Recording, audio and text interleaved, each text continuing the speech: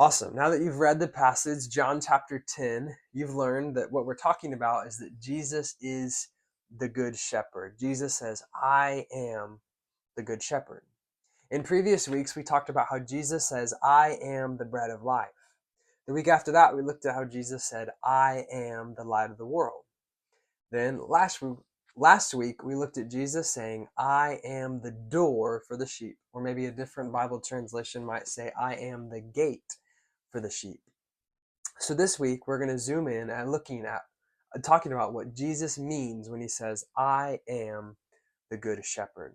Now, in verse 16, I got my Bible here, you can't see it. In verse 16, Jesus says, the sheep will listen to my voice, and there will be one flock with one shepherd.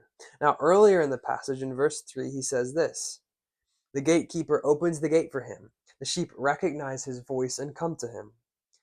He calls his own sheep by name and leads them out.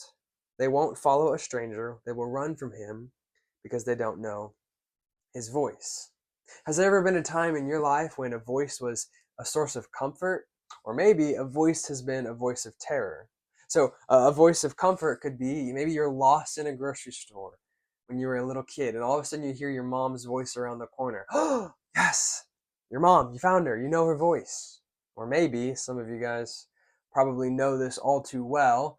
You might have, let's say you're playing baseball in the backyard and you broke a window. And all of a sudden you hear that voice, hey, who did this? And you know it's the voice of maybe a dad, your grandpa, or a mom, and you know you're in trouble. Here's the point. Voices are personal. Voices help us recognize each other. Even if I wasn't here, if I was off screen, you could probably recognize my voice when I started talking after a few minutes. In the same way you can know your parents' voice, you know your friend's voice, you know your teacher's voice. Voices are personal.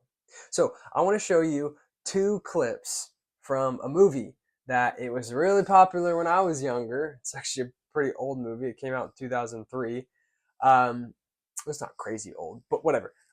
Here's the point. I don't know if you guys have seen this movie. If you have, it's a great movie. It's a classic. Tell your parents, hey, I want to watch Nemo sometime. Finding Nemo. Matthew said it's a good movie. So Finding Nemo is great. Now, in case it's been a while since you've seen the movie, let me explain the background before I show you two clips.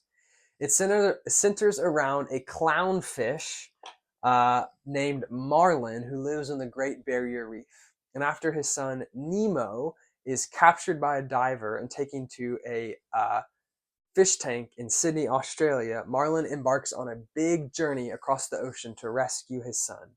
And so, yeah, that's what happens in this movie. And Marlin is joined by a blue fish named Dory. So I'm going to show you two clips from the movie Finding Nemo. And the first clip is going to show Nemo's dad, Marlin, recognizing his son's Nemo's voice. And the second clip shows Nemo recognizing his dad, Marlin's voice. And they help kind of show how voices are so powerful. So watch these clips.